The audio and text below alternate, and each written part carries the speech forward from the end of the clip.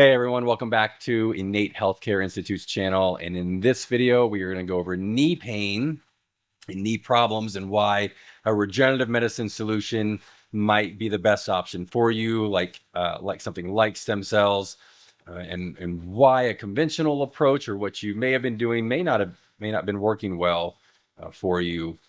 So as you can see in my model video here, we've got the connective tissue and the muscular layers brought up.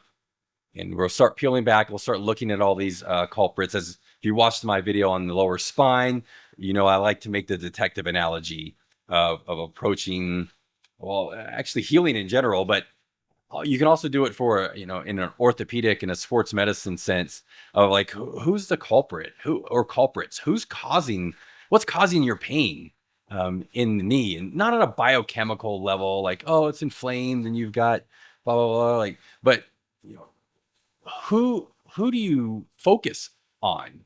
And so we'll start looking at a lot of that here in this video as well. So here we have a knee.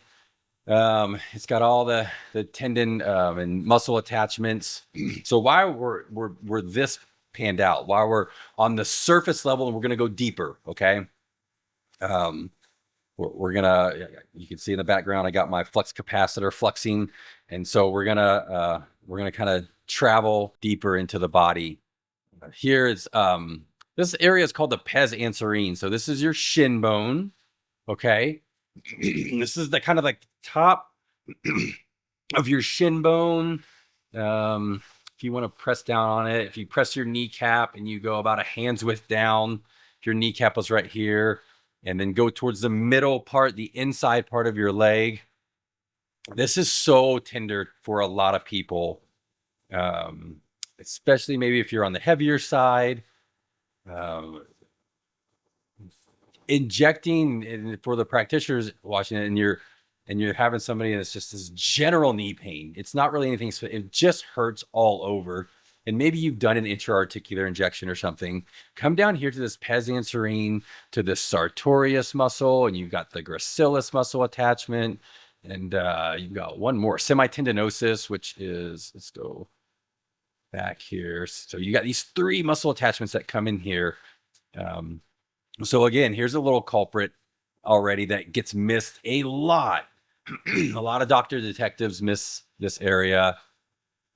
Here you have a patellar ligament. I actually have had trouble with this playing baseball. A little patellar tendonitis is what you'll probably get from the doctor, the MRI report. But this area can get a little flamed up, and this one's pretty easy. It's that rubber bandy kind of big stretchy one that is just below your kneecap. So if that's really hurts, especially when you press on it, then no big mystery there. Let's knock back some of this connective tissue. So even these little, it's called a retinaculum tissue, lateral and medial. So again, this is just connective tissue stuff. This is live tissue. This stuff can get torn, can get lax if you're actually not. It's not always about overdoing it. It's about underdoing it. It's about finding the balance, right? So a lot of times you could overdo it. You get tears from injuries. Sports, it doesn't have to be sports. It could be you being like, you know what? I haven't ran in a while. I'm going to get pumped up. I'm going to listen to my music, get some T-Swift going. Let's take my shot of caffeine and let's run. And then you get these tears because you're pushing it too hard. So these are all little culprits. Let's layer it back again. There we go. Now we're down. So that, actually, one more. So this is the bursa. This is a little fluid-filled sac sitting that kind of protects the patella in your knee bone, and if that can get inflamed too. Sits right on. Sometimes they're underneath in the joint, and sometimes they're on top in their shoulder. You have in your elbow. I got a patellar. Or not a patellar bursitis, olecranon bursitis in my elbow. My elbow just swelled up. I didn't do anything. really. So sometimes you can do that. Stem cells help with all of this, and that's the beauty and the wonderful thing about working with stem cells is it inflammation, it's the degeneration, like it can help immensely. Let's keep going back. So let's get back to kind of like usually what most doctors focus on, and what you'll hear from the most if you go get an MRI report is my cartilage is degrading. So what they mean or referring to is this articular surface here on your femur. So this is your thigh bone coming down here. Let's get rid of a muscle layer. This is your thigh bone, your femur coming down. And can we remove this bone? I don't know. Just let us only remove that patella. But it's contacting the surface of your shin bone like this. And then you have these nice little pads, your meniscus in between. Well, let's go in.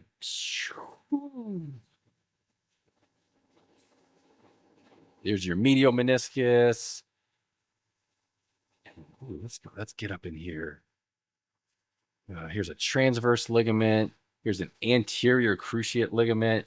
So this is really cool to be able to dive this deep down in here. Let me center it and see where, when you start getting really precise and targeting your injections, which you can do with imaging, it's a little tougher because the knee is so enclosed. The spine is complicated, yes, because there's so many culprits with the spine. There's so many areas that could be focused on, and there's a lot here, but at least with the spine, it's sitting right on the outside, right? And you can use imaging or something, and it's like right there. With the knee, things are deep. They're protected, and these ligaments are protected in there. So when you're guiding the needle, and I'll just jump into what I do most of the time. Most of the time, I'll take a medial approach. So let's go to the inside part of the knee here, and you can see this little gap right here. It's bigger in some people, depending on how much articular surface area they have. But you can guide a needle straight down. Let me back out, give a reference. So I got my needle right here. How do you make that thing bigger like that? And I'm coming in and I'm injecting. And the reason I'm doing that, or other doctors are doing that, is because go inside. What was that movie? There's a movie with Dennis Quaid where he got shrunken down and he got injected into Martin Short's body. It was a really funny, really kind of cool movie for the time, actually. And let's get down to what we can see. So that needle's coming back in here and injecting. And so the reason we're doing that is because we're getting so much articular surface coverage from having the needle drop down in here. We're getting the back of this. We're getting the femoral condyles, all this cartilage that wears out from the wear and tear of you doing that over years, or for whatever reason. I'm not gonna nitpick all the reasons in this video, but so that alone can cover a lot of this joint. Yeah. So I'm gonna take away the knee bone right there. Oh, it took away all the bones. But well, let's do that. That's kind of cool. As you can see, I like a very raw video approach, so I don't do these like a ton of like 5-6 times and get it perfect. So that's kind of cool. So the bone's gone, all right. So we got to use our imagination, and now we're looking at the ligaments in there that are holding the bones together. Here's your posterior cruciate. Here's the meniscus. So when you have these tears, you can see why it's so important to know where to guide the needle to inject. So where to guide that needle to inject to get that meniscus, and not just kind of just stab in the joint and hope for the best, which a lot of places do. A lot of places will get a very affordable, no offense to a nurse practitioner or anybody like that, but They have minimal, if any, training in injections, and they'll just kind of get them to stick the stem cells in there, or the biological solution, the PRP, whatever they're using. And yet, it lowers the probability, but it's a testament to how strong this medicine is when you can have people say, well, yeah, man, I got an injection and it worked so good, because knees are very forgiving. It's nice. You can just inject and fill this area up. I tell patients, if you take this, let me take this patella or this knee bone away, you've basically got like a little bowl just sitting here, and you can fill that up with solution. But it's not the most targeted when you're trying to get into like serious meniscus tears and things like that. So there's a very general approach. You could see how there's multiple areas. I call these the squishies. And if you feel down on your knee, you can feel these little divots, and perfect access to guide the needle in. Let's come posterior here. And now you see some more of these posterior cruciate ligament attachments. Here's the more proximal attachment, or the one a little higher up on your thigh, of the anterior cruciate ligament. So when you hear things like, oh, you have a tear in your ACL or PCL, or don't really use this. This is a meniscofemoral ligament. You don't see that one come up a lot, but you can get this posterior one. And let's turn on for the physicians watching. Let's see if we can get some. There we go. There's a nice one. It pops right in the popliteal artery. Yeah, so this is where I definitely do use a lot more ultrasound, because there's vascular structures in the posterior knee that you want to be very careful for. Let's see. Have another layer. Let's see what. I think that's all the layers. Let me show you another one. So when you are targeting a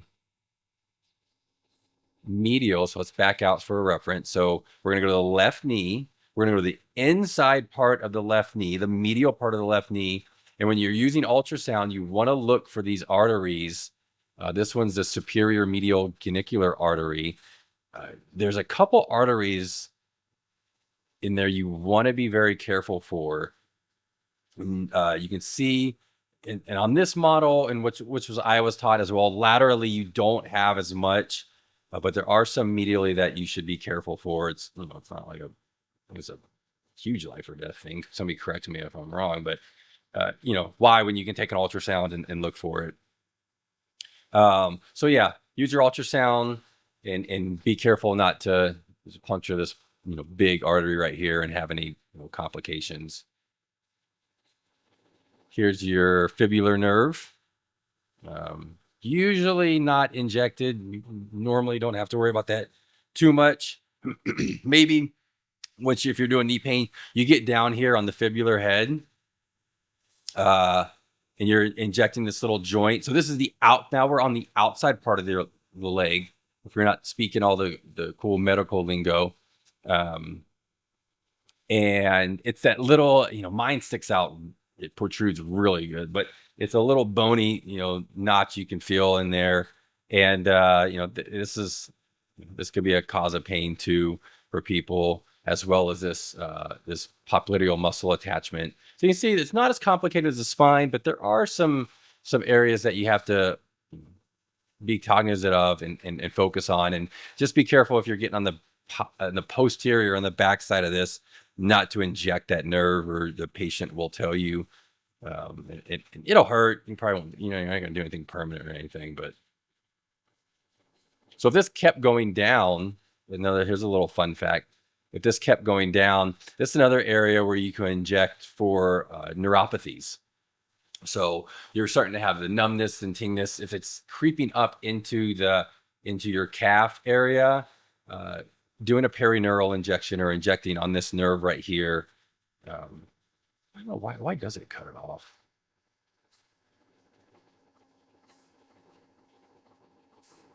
Oh, I see, because it's connecting. I gotcha. It's only showing one part of it before it branches to the deep fibular nerve. and runs deep into the calf. So yeah, so here, cool. Let's add these back.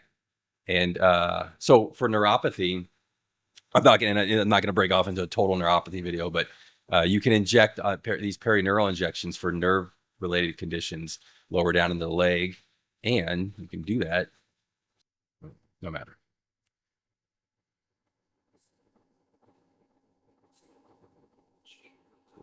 So I mean that kind of wraps up.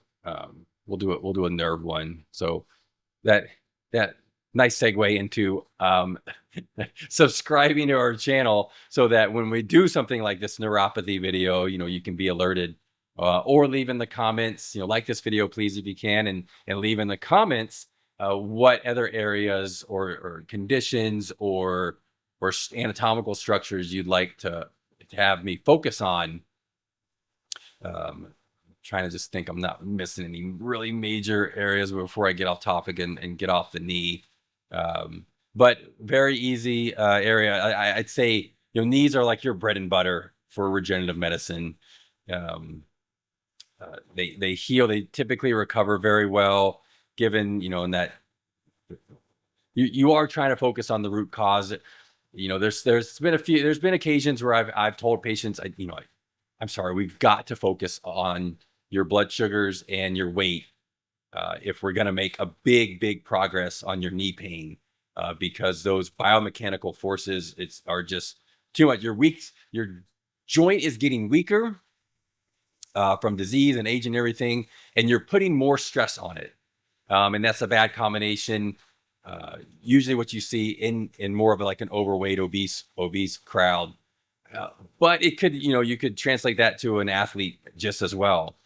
So, I could probably do another series on just sports related injuries and sports related stuff in general. But, if an athlete's getting more tired, run down, constantly training, not giving their body the things it takes to recover, and then they're putting more and more forces on the joint, well, yeah, you're going to get that ACL tear. When you thought, well, how could that happen? I've been taking care of myself. So you should have a medial and lateral collateral ligament over here. Again, those are very surface level, easy palpations. You could easily find them under ultrasound and inject on those. So the knee, a lot more forgiving than things, and not as complicated as the spine, but still can be a big problem for area for people where they're like, yeah, I got a steroid. They gave me a steroid injection in the knee, which they'll usually come lateral here, which is also where we come to drain the knee, and it didn't do anything. So what we'll normally do is start 25, 50 million stem cells, and you want to have that done a few times. When you go in there, you put the cells down, put the cells in there. You've got to give them time to do do what they're doing, and then you want to come back in and add it again. And so, let's say you get a ton of cellular repair over here. Let's say all this is degraded. It doesn't show the art. You got arthritis, and all this cartilage and connective tissue is degraded. And then let's say you go in here and this gets a ton of repair the first time. And if you only do one injection, which is what really aggravates me about, a lot of the overseas places, is they tend to market that one and done kind of approach. And so you go in there, you get your injection, and then you see some improvement, but it's because you got a lot of attention there. Well, what about all the degeneration over here, that didn't repair as much? So next time you go in, now the patient says, well, the outside part of my knee is doing much better, but now I still have a lot more pain in the inside part of my knee. Now you can target that area a lot better. So that's why I like multiple injections as opposed to just one, which is what you see with a lot of the heavy overseas marketing. Is they do like to kind of, a lot of them even prey on that quick and easy approach. It's so easy, just come down, one injection. And we get into that argument a lot too. How many injections am I going to have? Oh, well, you probably need, when you come into the clinic, we'll probably do 4 or 5 injections. 4 or 5 injections? Yeah. You have, 20 years of arthritis. Sorry. You know, and I have to come back. I have to do it again. Yeah, you got to come back and do it again. All right. Sorry. I don't know what you were expecting. That, everything was going to be cured from just one simple little injection, but it's a hard thing to deal with in regenerative medicine, and having, like, we're only trying to do the impossible here. We're only trying to completely regrow your knee, or at least the cartilage part or the connective tissue. Sorry, it doesn't take just one, little injection. So thanks for tuning in. Subscribe, like I said, subscribe so you can see when we do more videos on different topics like shoulder pain or neck pain, and leave a comment below on what you'd like to have a video focus on, and hopefully we can get to it. See you in the next video.